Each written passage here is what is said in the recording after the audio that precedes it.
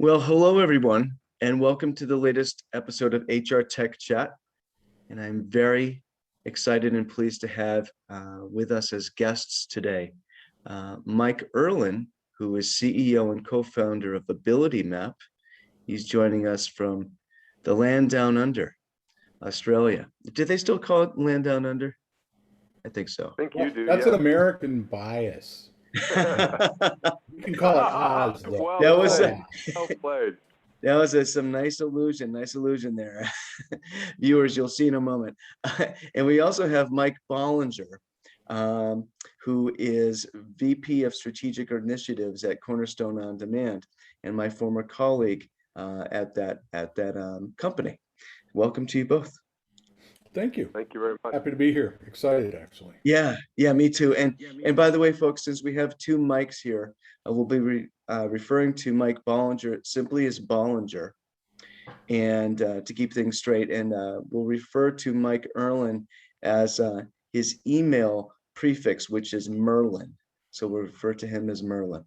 Well, there's a little bit of magic in Mr. Merlin, too, just saying. Good one.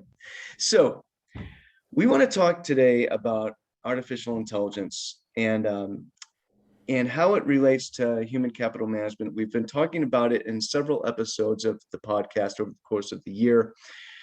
I've written about it a bit on the blog for 3Sixty Insights, and Bollinger and Merlin and I had a very, very interesting conversation a little while ago.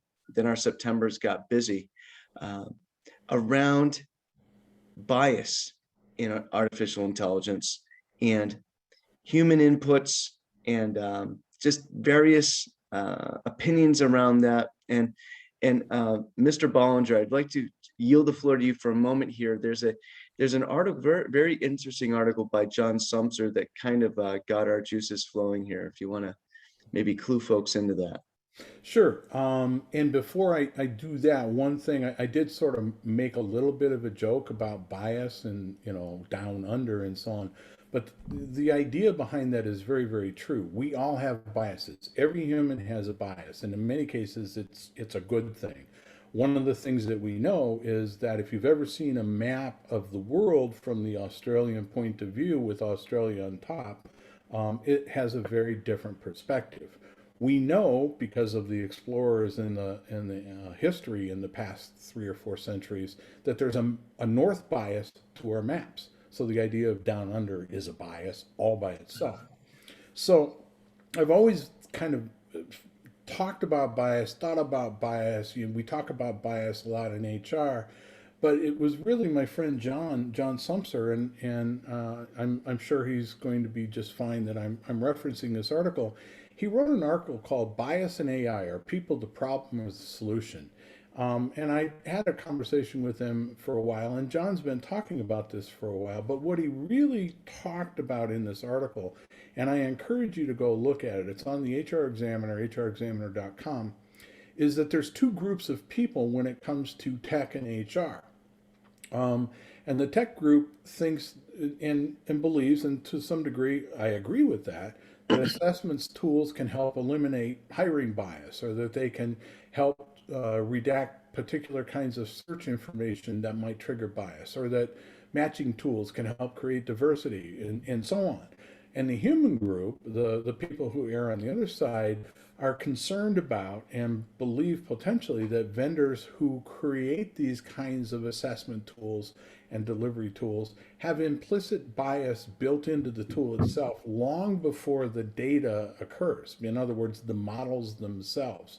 So what that means is that if machine learning finds patterns in data, that's just fine. But if you have a bias in AI, are the patterns that it's trying to identify biased in the pure nature of looking for those patterns? So it's an ethics question that I think is going to face HR more and more and more, is around this. And John terms it the noisiest of ethics questions. But how does it really happen? And is it going to explode more? And what is it that humans are going to do in the pushback, the old movie, The Minority Report? And so I think today we should talk a little bit about the tools that are very useful, the potential bias that goes into those tools, and maybe the human's place in equation. Agreed.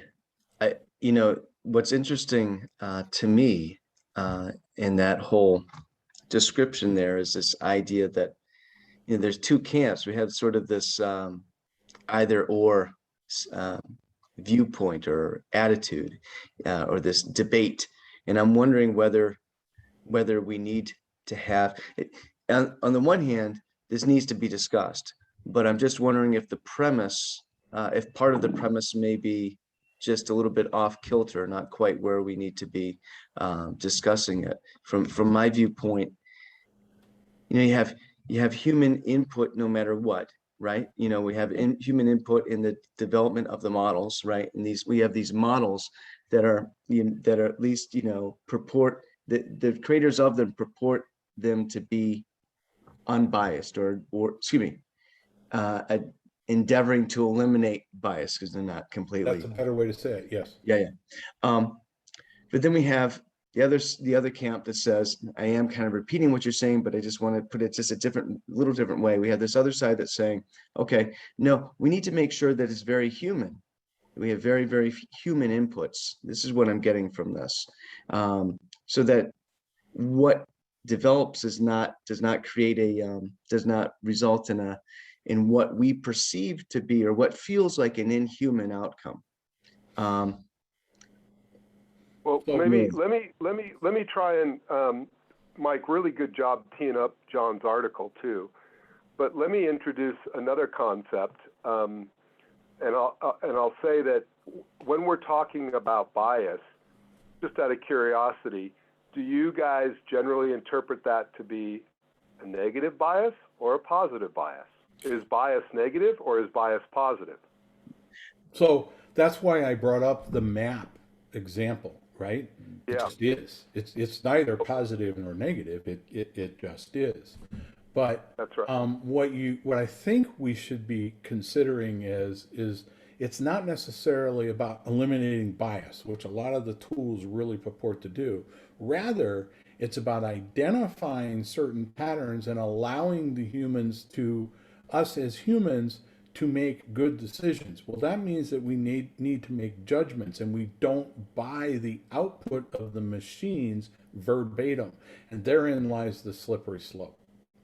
So maybe for the conversation, if we flip it around a little bit and say, instead of saying tech or human bias, maybe we say, we recognize that the risk is tech bias, and there is human preference.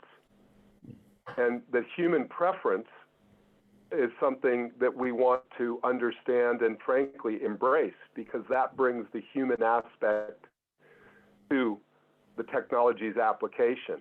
And in that application, we're trying to understand how to remove technology bias, because it has no human aspect. I'll buy that to some degree. I think where we need to be, though, is we need to be at the front end. I think that's the point of John's article. We need to be at the front end, that as we create models, we need to be mindful of our own bias in those models. Yeah. What's the old joke about projects? Sorry, I got somebody at the door. What's the old joke about projects, right? Or models? Some they're all wrong, but some are more useful than others. Yeah. So that's an important part of this overall approach, don't you think? Yeah. I mean, well, John talks about the setting the algorithms and how those have their inherent bias. He then talks about the sourcing of data and the cleaning of data afterwards. Hey, look, there's Lee. Hi, Lee. Welcome to Zoom. You're on a HR Tech web chat. This will be going out to thousands of people, so say hi to How thousands. are you? Hello. Good to see you. That's Mike Bollinger. Oh my gosh, I love the silver fox look on you. This is great. You look great, and the beard, very cool. Okay, Brent, this is my beautiful wife, Lee. Hello, HR Hello. Tech chat. This is my wife, Lee, my dog, Troopers right there. Wonderful. Nice to meet you. We're on Nice to record. meet See you you, all, Lee. and good to see you, Mike, and have a really good meeting. Sorry I interrupted. No, No all right. problem. Little Okay, bit you of gotta a keep that in the photo recording. Sorry. Oh, yes, we will. So I That's think easy. one of the things, if we're talking about the front end of the model, one of the things that you need to have is you need to have identified set of and Mike, you've been through this with the work that you're doing, but you have to have an identified set of guidance, if you will, or governance. And not that I cite Google as the absolute bestone of all things beautiful and lovely, but they do have principles that they try and create and they articulate around being beneficial. I'm looking at it now. Avoid creating or reinforcing bias, which is an important part of it. Be safe, be accountable, create privacy designs as a part of it, and be available with those principles. So if you set some governance in the beginning around what it is you're attempting to do, then then you become a better deliverer, if you will, of a model that at least can identify and articulate what the bias is. Going into a use of that tool as a human, then I know what I'm probably going to get and I can account for that. It creates a better outcome, I believe, if you go into it with those principles. That makes sense? Well, and that goes to what we talked about in our first conversation, which is, it's about asking the right questions, right? So before you even apply an algorithm, are you asking the right questions? And maybe I'll try to get a little more concrete here by, let's just use hiring as maybe a first talking Good. point, which is, okay. So our approach is we've learned over time. Originally, when we started, we thought, remove all the subjectivity and bias of hiring managers and what people define for the job, right? And I think John called it out. And one of the tools that we have is the ability to take a group of people who are high performers in the job and find out what makes them tick in common from a human capability standpoint, okay? And as we started in really 2016 doing that, we started to observe, wow, it's kind of important how you select what high performers are, and you embrace people of diverse backgrounds, and you make sure that the metrics that are defining your high performers are quantitative to the business, digging into all that. There's quite a bit in there. But even when we got to the high performers, what we started learning more and more is that the biased views of what leaders want in a business is an aspirational view as to where the business needs to go. So we quantify that as well, right? And then you take research from Sumser, or you take research from Josh as an example, or Bollinger, your stuff, and we look at, well, what are the research findings? And what we give our clients the ability to do is to look at what they want, look at what they have, and then look at the research so they can make an informed human decision about what they need. That's one of our best practice ways right now.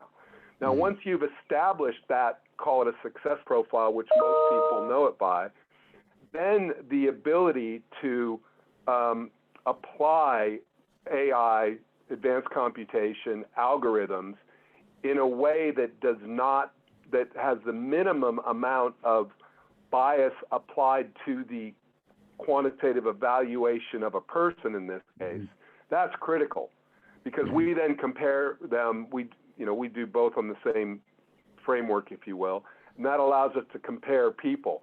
But I think I've kind of learned that in that article of Bollinger, it talked about the tech view and the human view. I think there's a blended view, at least right now, that has to incorporate and respect and embrace the human bias toward the want, the decisions that humans make based on maybe it's actual quantitative evidence of high performers, but recognize, did you do that right? And then look at the research and make a judgment call, because that's why humans are in the positions, we're supposed to make these calls to determine what you want and remodel. But always when you're evaluating people, I think that's where you have to embrace their preferences, which is a different story we'll come to, I think, but do that extremely well, reliably, consistently, without bias. Sorry, that was really long. Did that make any sense? It does, and you need to recognize, and I know Brent's ready to jump in here. You need to recognize yourself Yeah. that if you can't take what the machine is giving you verbatim, you have to understand it. Yeah. And so the notion of predictive kinds of analytics, they don't predict the thing you should do, they predict the potential outcomes of the things that you should do. You still need to account for that. If you take what's coming at you verbatim, well, the machine says it, so that's what I need to do, that's creating the slippery slope that I don't think any of us as HR professionals want to have. Yeah, well, and on that point too, it's like there was one of the other articles tied to John's article talks about, you know, are we looking at correlations, which has risk? That was referencing that article where, you know, you put in historical data and low income as a driver for recidiveness of repeat crime incidents. So there's a correlation, or is there a causal scoring model? And the causal scoring model is a whole different bar. And to date, I won't say that our system is a causal scoring model. I won't say that. I can't say it. What we're showing is a correlation based on these parameters. And I think our parameters are very solid. We've taken a lot of time to do that.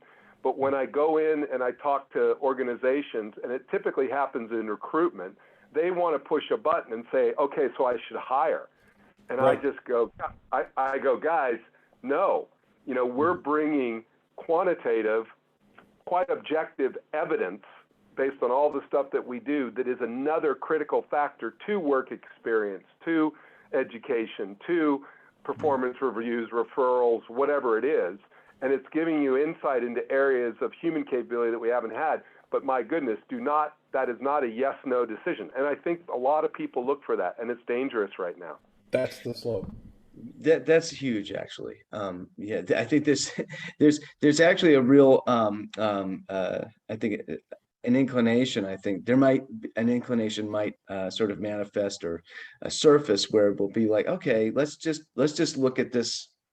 We'll call it psychometric data, right? We'll look at this instead of all the other, sort of conventional, traditional data that we've or information we've always considered in making a decision on who to hire, right? And I think I was talking with somebody recently around this, and she called it, we for so long we've looked at, let's talk about the traditional sort of conventional data, the old stuff that, it bereft of this, this better insight into soft skills or how people fit in within a culture, right?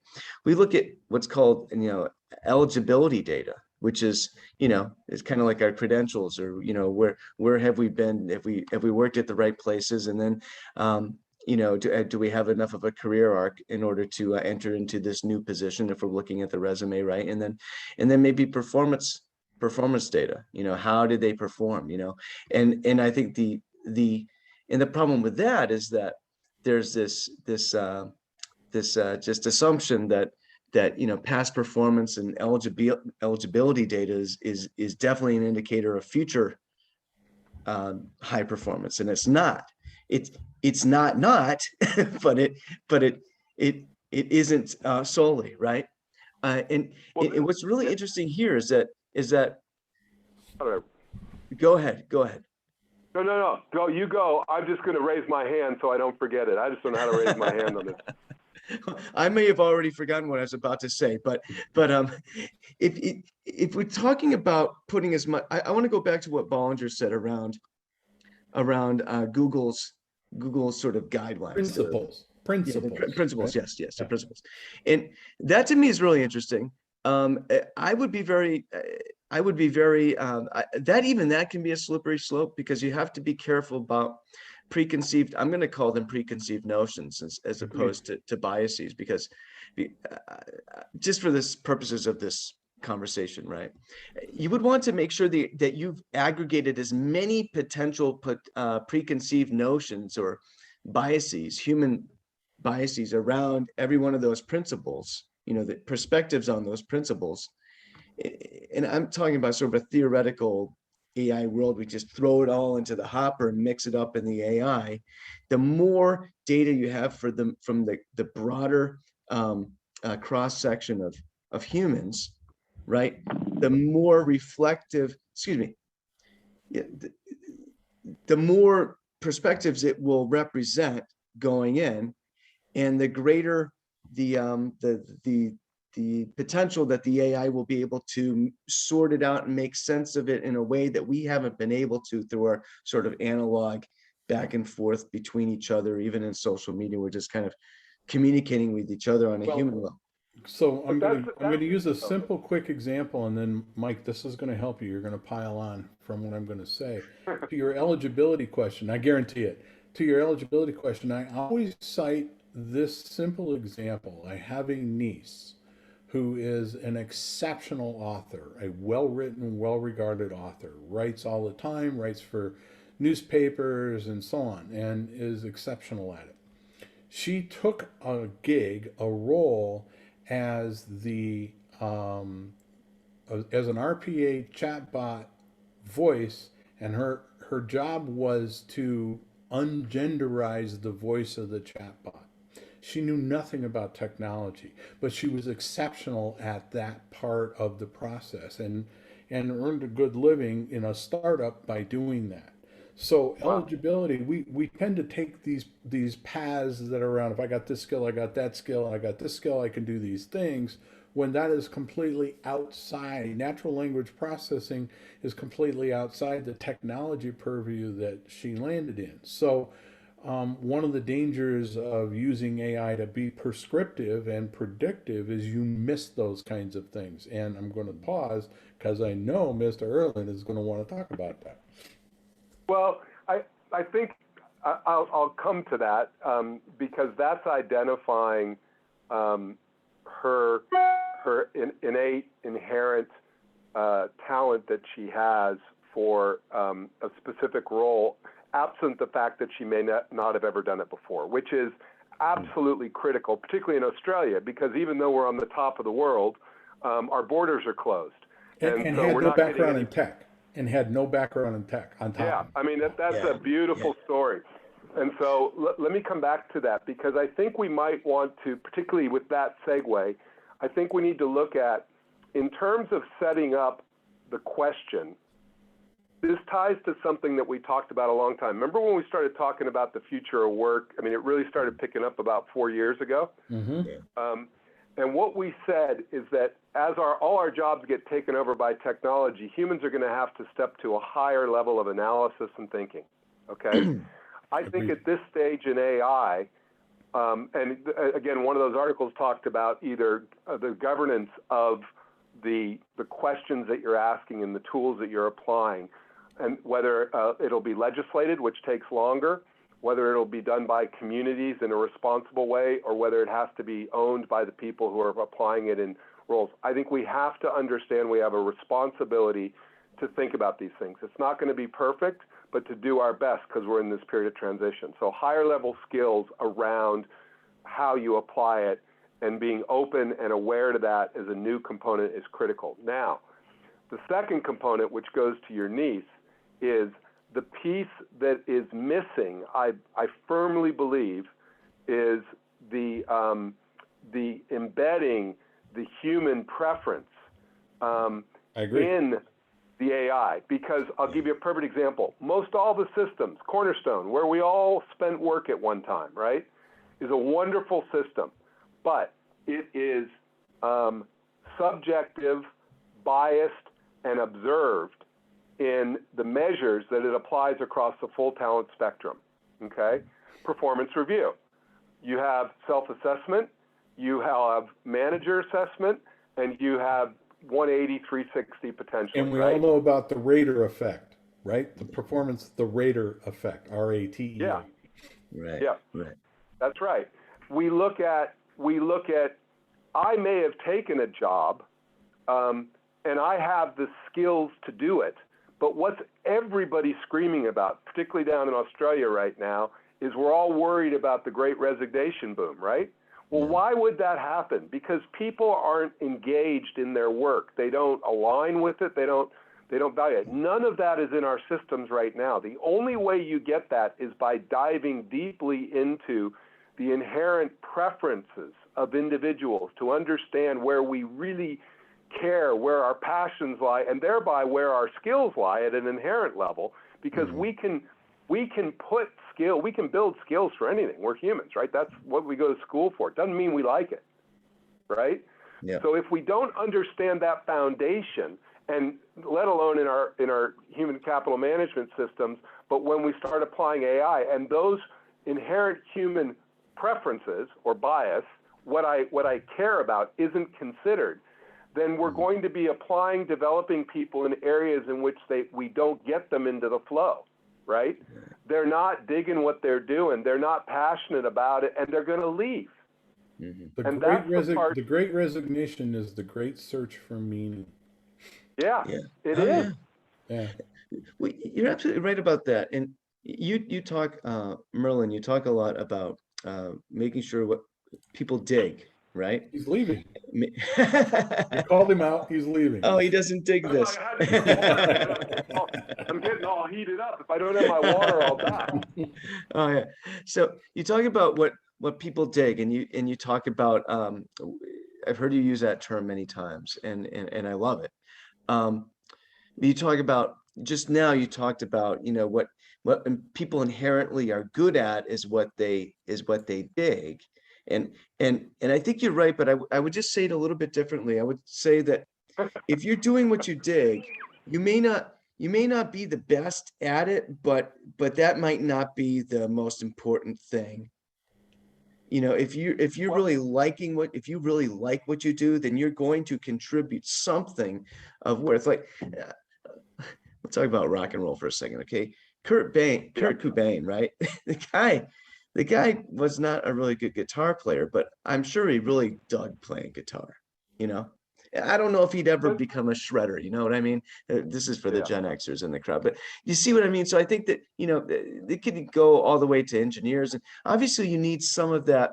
You need some of that rifle shot, pure talent, like the story you were telling, Bollinger, of ungenderizing the voice and her ability to do that. That's a real true sort of just rifle shot talent that you need. And I don't want to go off on too much of a tangent, but I think of neurodiversity, right? And I think of folks on the autistic spectrum, right? And they often provide a very valuable sort of rifle shot capability to a team, right? And so there's that. So I think we're talking about there's those two things. You're right, but what happens is everybody. So I take your point. When I say people dig it, that's great, but there are different levels of human preference, behavioral preference that I have, right? Mm-hmm. And so let's just think that I don't know, Mike, about your niece, but let's just say listening, and we focus on human capabilities. We don't deal with the technical ones, right? But let's say that that listening and supporting diversity and understanding the needs of others was recognized as being absolutely critical when you're having to degenderize a voice. Let's just say those were identified, right? And let's say that I did an ability imprint, which is our tool to evaluate it, and those three came up as my strongest inherent capabilities, preference capabilities, okay? Because I dug the things that were there. They were my strongest. But what has to be done is you have to then compare my proficiency level, you have to compare my level of preference to create a proficiency level relative to a population that's being looked at. Because Mike's niece could have come in, and she is absolutely super passionate about all the behaviors that go to how you care for somebody, understand their needs.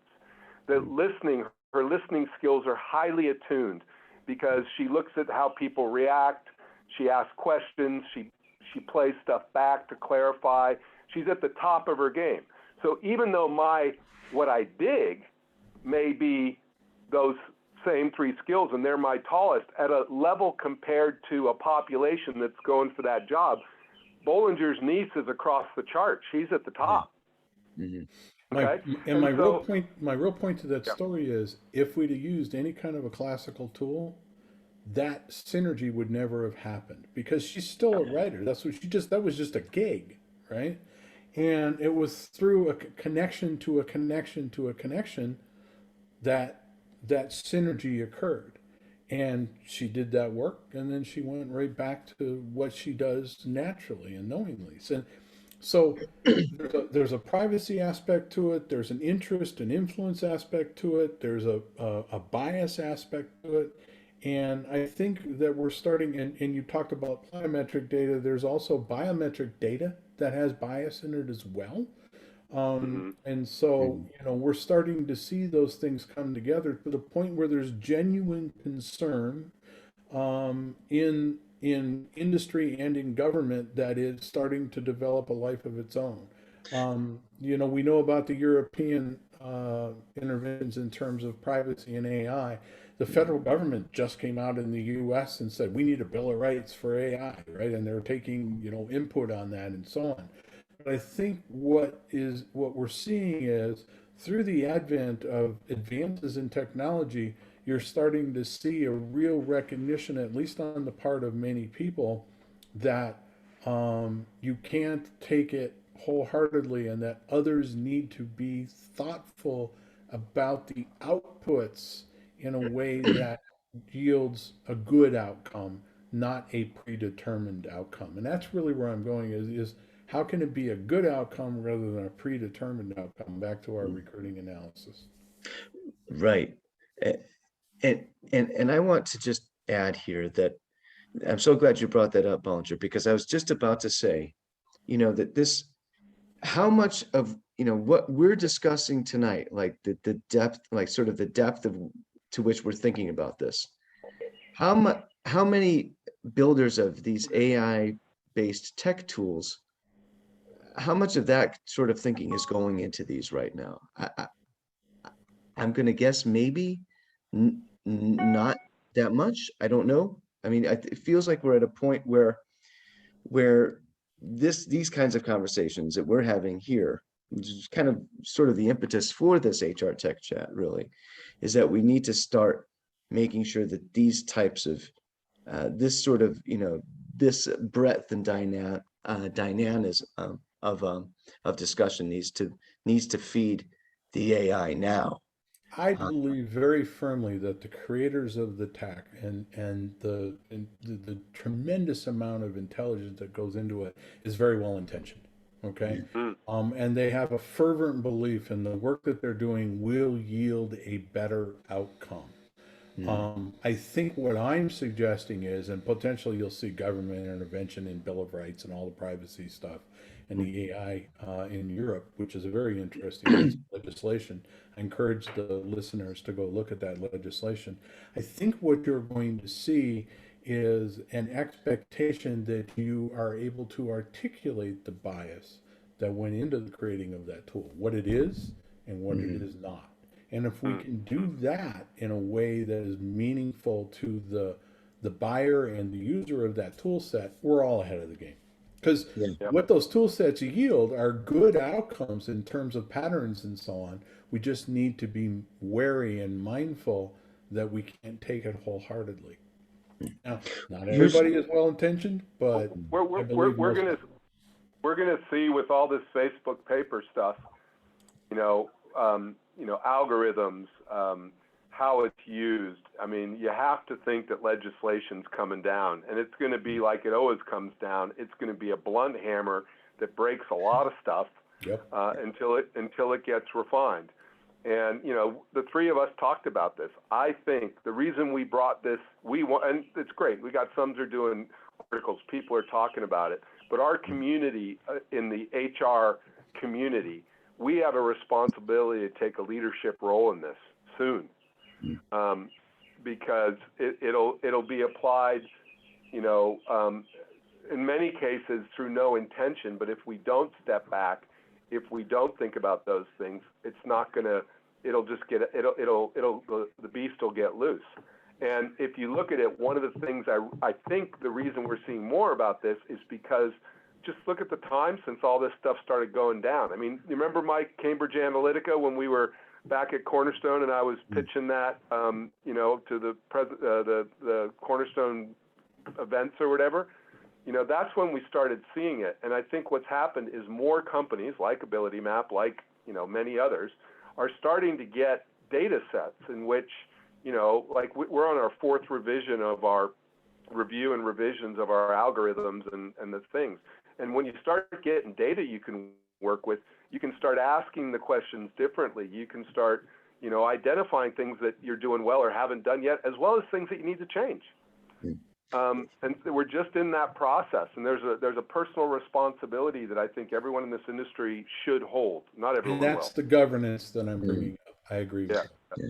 You know, in the you know, the alternative, or the you know, is not very desirable. You know, I think back to the article that, I mean, right, think back to the article that you shared with us, Bollinger, around I think it was either Amazon or UPS drivers, and the AI was, there was some They sort were of, getting dinged because they were making too many turns when there was a safety aspect to it. So it literally was tied to their bonus. And the yeah. routes that they were taking, which they were taking for good reason, were actually impacting their bonus because the machine thought the route should be different. Exactly right. And that is an example of HCM, like the HCM apparatus, trusting the AI maybe a little too much. With the best of intentions. It was a safety move. Exactly. Well, here's one. A friend of mine is an incredibly seasoned, contemporary executive leader, CEO, EVP, big companies in Australia. I rate her super, super highly, okay? She left a job whereby she was CEO of a very large consumer organization, let's just say. You know, their customers were consumers. She then moved to a very large financial institution where she ran a division. And she had an opportunity after that to go be CEO of a really cool lifestyle company. I'm trying to keep it a little vague so people don't know in case it talks. And she was, in my opinion, an incredible candidate for this company where it's at, their global expansion needs, and they would have been fortunate to have her in any capacity, let alone as CEO. So she knew one of the board members or something, and that's how she found it. She went through the interview process, and she didn't get it. And I had lunch with her, and I said, "What happened?" She goes, "I got to tell you, Mike, I found out that basically they had run a algorithm, a technology, over all my LinkedIn, all my Facebook posts, and I got flagged for using harsh language and being unprofessional." I said, "Really?" And I said, "Why do you think that happened?" And she said, "Well, in both of the last 2 roles that I had, I'm active on social media so that I can hear my customers at all levels of socio-demographic levels across society. And so I would often or comment on things that people were saying, which would never, be said in the same way in the types of environments that I sit in. But it was the customers, and it was things they were saying about their experiences or their views on what they need. And they might have used language, they might have been spelled incorrectly. And so when the technology went out and looked at all my responses, it showed that I had people of alternative views and maybe, backgrounds that were not good, but they were our customers. And she goes, that's why, and that got weighted, and they didn't go any further to look at it. I just found that to be an incredibly fascinating example that's more akin to the roles that we're in. But what a shame. I mean, not only did the organization, all of its customers lose, I think, one of the best people that could have led that company, but because there was such a degree of weight put on something where they didn't understand that frankly, the fact that she was doing this shows how incredibly connected that leader is to her market. And, you know, it was. But the real key takeaway to that story is they use it as a single factor decision. What humans do is they create a tapestry by which they use that for a judgment call. If we cede the high ground to one or two single factor kinds of decisions, that becomes problematic. But social voice is a big part of this. I'll give you one quick example. I know of a company who monitored the social voice of a subset of individuals, mostly LinkedIn and Facebook posts, a few Twitter posts, and they were looking for salespeople. They were hunting for salespeople. So what they did was they monitored and they looked for salespeople when this other software company was at club, and they knew that they were at club. So they were looking for tweets and LinkedIn posts and Facebook posts around, we're in Hawaii during a certain time frame, and they identified those people and they recruited those people, and it worked. Okay. Yeah. So that's an example of using it in a positive way for the outcome of the company and the individuals. The point is, you don't cede the high ground to a single or dual factor decision. It has to be a wider tapestry. Yeah. In my So mind. we go back to what's the question that you're asking, and do you understand what's going to come up in the bias that it has, so that you can make an informed, higher level future of work decision. Correct. Exactly. Absolutely. We don't know enough. I mean, we don't know enough. There are a lot of great minds working on this. There's some fascinating stuff. Brent, what I should do is, I think there's a really good AI curriculum from Stanford, I think it is, and it has all these little things to read underneath it. Maybe we can put this into the follow-up here. It's public domain. It's U.S. I understand, because I think there are ramifications globally. But it might be, for those people that are interested, there's a ton of little snippets in there, and it's what they're trying to teach the future students of AI. They're trying to frame for them a context before they even get into the nuts and bolts of the tools. I'd love that. Please send that to me, because I definitely want to include that in the introduction to this. Just that example that you shared, Merlin, around, and then the one you shared, Bollinger, that just shows, that there's so much we don't know around what matters and what doesn't, and I mean, the nuances are just, they seem to be endless, in the one example that Merlin shared, that was a really bad idea to weight that so highly in terms of crawling their social media activity. Whereas in the example you shared, Bollinger, it was the exact right thing to do. So it's very, but you're right, it needs to be a constellation of factors considered, and then as humans, we kind of absorb it all in, and then we kind of divine sort of a decision, right? We arrive at a decision, and it's even in Mike's example, that's a good idea to go out and look at that and use that, right? That's not a bad idea. If anyone's interested in that, by the way, you should go figure out how Disney goes and recruits, but that's another story. But it's a good idea. It was just used badly. Yeah. The results were used badly. The results actually illustrated one of this individual's many strengths. Yeah. Exactly. Yeah. Well, I'm looking at the time, and we've been talking for a while here. This has been super interesting. Any final? Another dozen rabbit holes we can dive down. I know. It has been interesting. Hey, Brent, summarize the key takeaways, mate. What are the key takeaways we got from this? Well, I think one key takeaway is that we need guiding principles as we go about this. We need as much data as, this is my pet theory, is that we need as much data as possible from as many human perspectives as possible to make this, as palatable to humans as possible. We need to take into account human preference. We need to understand that biases can be positive or negative or even neutral, and we need to make sure that we're not trusting the AI too much, and that we're also looking to inform AI so that it gives us